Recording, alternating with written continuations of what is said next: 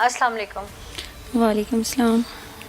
मुझे समझ नहीं आ रहा कि मैं आपसे किस तरह से बात करूं, क्या पूछूं, क्या ना पूछूं। अल्फाज नहीं है मेरे पास, लेकिन बात इसलिए करना चाहती हूं कि जो दुनिया में आपके आगे आपकी बेटी आ गई है वो इंसाफ की मुंतज़र है। अब इंसाफ उसे कैसे मिलता है ये हमारे मुल्क का कानून, हमारी अदालतें डिसाइड करेंगी। आपके साथ जो दरिंदगी ढाई गई उसमें कोई और नहीं था, आपका सगा बाप और सगा भाई था। जी ऐसे ही है जी। आपकी बेटी आपके भाई में से पैदा हुई है। जी। आपको इल्म था जब आपने एक्सपेक्ट किया, प्रेगनेंसी हुई आपकी? नहीं। नहीं इल्म था आपको। फिर आपको कोई चेंजेस महसूस हुए? जी। क्या चेंजेस जिस्म में महसूस हुए थे? बस दर्द वगैरह, पेट फूलने लग गया मेरा। अम्मी को बताया, अम्मी ने किया। अम्मी कहने लगी, अम्मी ने चाची को बताया, चाची कहती है पेट फूलने की बीमारी थी, शायद उस वजह से कुछ हो गया। फिर काफ़ी टाइम गुजर गया, फिर मुझे डॉक्टर के पास लेकर गए। वहाँ से उन्होंने बोला ये प्रेग्नेंट है, डिलीवरी होने वाली इसकी। आपको पता है इस चीज़ का मतलब क्या था? नहीं। आपका भाई और बाप कितने अरसे से ये सब आपके साथ कर रहे थे? मेरा बाप और भाई 1.5 साल से कर रहे थे। आपने अम्मी को नहीं बताया? नहीं। क्यों? डर रही थी, डरा रहे थे, कह रहे थे मार देंगे, धमकियाँ दे रहे थे, धमका रहे थे। आप भाई से छोटी हैं ना? जी बहुत छोटी है बस। क्या ये रोज़ होता था आपके साथ? जी। दोनों ही रोज़ करते थे ये सब? जी। कभी हिम्मत नहीं की कि मैं इस पे बात कर सकूं, या अम्मी को कोई तब्दीली महसूस नहीं आई आप में? नहीं। जब आपको पता चला कि आपके साथ जो कुछ हुआ है वो तो दुनिया के सामने आ जाएगा, उस वक्त डर नहीं लगा अम्मी से या किसी से या दुनिया वालों से? डर बहुत लगा, लेकिन नहीं बताने की हिम्मत ही नहीं हो सकी, बताने ही नहीं दिया उन्होंने। ये सब होने से पहले भाई पे मान था? जी। ये सब अचानक कैसे हो गया? बस पता नहीं चला, भाई सगा भाई था, उसने ये कुछ किया। पहली दफ़ा उसने आपके साथ ज़बरदस्ती की या आपको प्यार से बहलाया फुसलाया? नहीं नहीं, प्यार से नहीं, धमका के, मतलब इस तरह तो अब्बू ले कैसे गया। मिल गए साथ? अब्बू भी कर रहे थे इस तरह। अब्बू भी करते? भाई को पता था अब्बू का और अब्बू को पता था भाई का? नहीं। दोनों को एक दूसरे का शुरू में नहीं पता था? नहीं। बाद में पता चल गया? बाद में पता चल गया।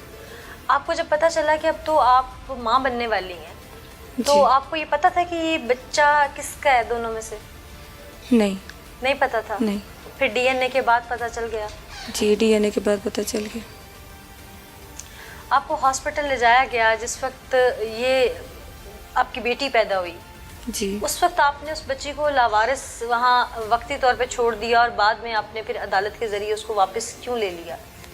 मुझे समझ नहीं आ रही थी, बच्ची हुई पता नहीं चला, मुझे कोई समझ नहीं आ रही थी, मेरा दिमाग ही और जहन ही नहीं काम कर रहा था कि उसको क्या करूं। मुझे पता ही नहीं था कि ये मेरी बच्ची भी है। फिर वहाँ पे मैं छोड़ के चली गई, फिर एनजीओ वाले आए, वो लेकर चले गए। छोड़ने का मशवरा अम्मी वगैरह ने दिया था? जी। फिर छोड़ के चली गई मैं। फिर अम्मी ने बोला छोड़ दे, तो छोड़ के चली गई। फिर एनजीओ वाले आ गए, वहाँ से वो बच्ची को ले गए। फिर उसके बाद जज साहब के घर थी, फिर कोर्ट से मैंने बच्ची जाके वहाँ से ली।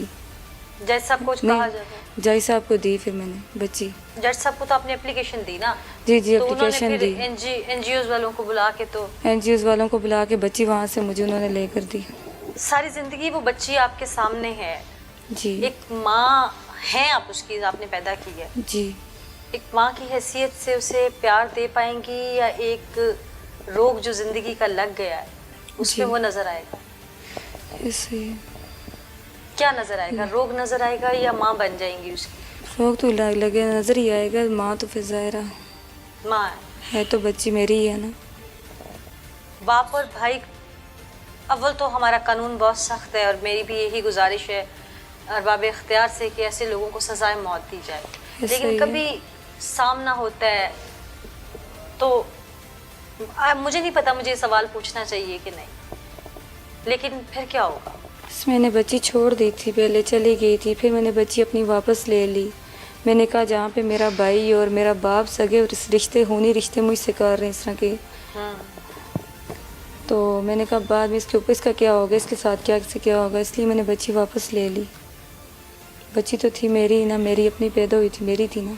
मैंने ले सुना ली। तो मेरे रोंगटे खड़े हो गए। आप पे तो क़यामत गुजरी है। जी आपने तो पल पल उस तकलीफ़ को महसूस किया है, पल पल उस दर्द को महसूस किया है, पल पल तड़पी होंगी, रोई होंगी। जी। किसी दोस्त से भी बात करने की, सहेली से बात करने की हिम्मत नहीं हुई? नहीं, हर तरफ से धमकाते थे मुझे, हर तरफ से बोलते थे कि आप ऐसा किसी से बात की आपको मार देंगे, ये करेंगे वो करेंगे। फिर डराते धमकाते थे, मैं किसी से बात नहीं करती थी डर के मारे। ये सब होने से पहले अब्बू पे लाड आता था? जी। एक लाड को जो बर्बरियत में आपके बाप ने बदल दिया है, उसके पीछे ऐसी क्या वजह थी? कभी आपने अब्बू से पूछने की कोशिश नहीं की, भाई से पूछने की कोशिश नहीं की कि मैं आपकी बेटी हूँ, बहन हूँ, आप लोग तो मेरी इज्जत के रखवाले हैं? नहीं क्यों नहीं की बात? की थी, लेकिन उन्होंने कोई बात नहीं मानी मेरी। आपने कभी उनसे बात नहीं की कि मैं आपकी बेटी हूँ, बहन हूँ, आप लोग मेरी इज्जत के रखवाले हैं, ये सब क्यों, कैसे? जी मैं करती थी उनसे बात, मारपीट करते थे, चीखती थी मैं, मारते थे मुझे, शोर मचाती थी, लेकिन वो फिर भी मुझे नहीं छोड़ते थे, वो फिर भी मुझसे गलत अम्मी करते घर में थे। नहीं होती थी? भाई और अब्बू, मुझे अम्मी घर नहीं होती थी, भाई और अब्बू मुझसे ज़बरदस्ती आके मेरे कपड़े उतार के मुझसे ये ज़बरदस्ती करते थे, हाँ। गलत काम ज़बरदस्ती करते थे, मार पीट करते थे, मैं चीखती रहती थी। गलत काम हर वक्त इन्होंने मुझे तंग किया होता था, हर वक्त। से बाप और भाई के लिए क्या लफ्ज़ इस्तेमाल करेंगे? इनको अल्लाह तबाह करे और अल्लाह इनको गरक करे, जिन्होंने मेरी ज़िंदगी तबाह की है, ना कभी इनको भी सुकून में ना रखे, अल्लाह तबाह ही करे इनको। किसी रिश्ते पे एतबार कर सकेंगी ज़िंदगी? मैं कभी एतबार नहीं कर सकती किसी भी सगे भाई, अगर उसका बाप किसी का नहीं, किसी बेटी का, वो किसी का भी नहीं हो सकता, वो किसी का नहीं हो सकता। वो किसी का नहीं हो सकता। जो अगर अपनी सगी बेटी और बहन के नहीं है भाई, कोई भी किसी का नहीं हो सकता, किसी रिश्ते पे यकीन नहीं कर सकती मैं। अल्लाह को सब्र। अब जब ये सब कुछ हो गया, ये सारा मामला खुल गया, पता लग गया कि आप माँ बनने वाली हैं और बिल्कुल आखिरी अयाम है, ऐसे में आपके बाप और भाई आपके सामने उन दिनों आए गिरफ्तार होने से पहले, जब तक पुलिस में बात नहीं आई थी? नहीं। कहाँ थे वो दोनों? पता नहीं, भाग गए थे। सामने नहीं आया? नहीं। क्या मुतालिबा है आपका? मुझे इनसे खतरा है, अपना भी खतरा है, बच्ची का भी खतरा है। मुझे किसी भी टाइम पे मुझे भी मार सकते हैं, बच्ची को भी मार सकते हैं। आप क्या चाहती हैं कि हुकूमत पाकिस्तान या ये अरबाब इख्तियार आपके लिए क्या करे? इंसाफ चाहिए मुझे यहाँ से। इंसाफ में क्या चाहती हैं? बच्ची तो वही जो पैदा हो गई, अब वो उनको सज़ा होगी, यकीनन होगी, लेकिन आपकी सेफ्टी आप कैसे देखती हैं कि कैसे मुमकिन है आपको कहीं शिफ्ट कर दिया जाए, दारुल अमान शिफ्ट कर दिया जाए? जी। अच्छा, एक बात मुझे समझ नहीं आई कि लड़की हर महीने एक प्रोसेस से गुजरती है, एक फ़ीमेल एक प्रोसेस से गुजरती है सने बलूगत के।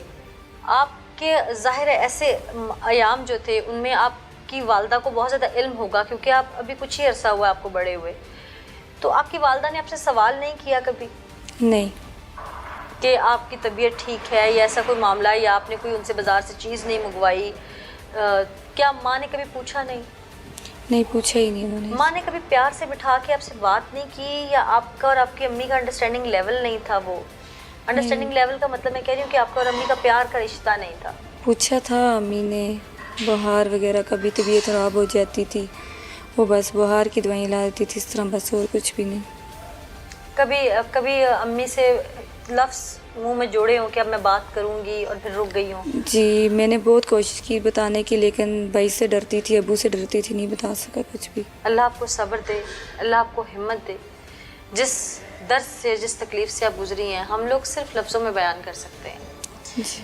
मेरे साथ जो मुतासिरा मौजूद हैं, मैं बार बार उनसे सवालात इसीलिए कर रही थी कि जो मुल्ज़मान हैं वो दरिंदे हैं, वो इनके इज़्ज़त के मुहाफ़िज़ थे, इनके महरम थे, लेकिन वो भी इसके मुजरिम हैं।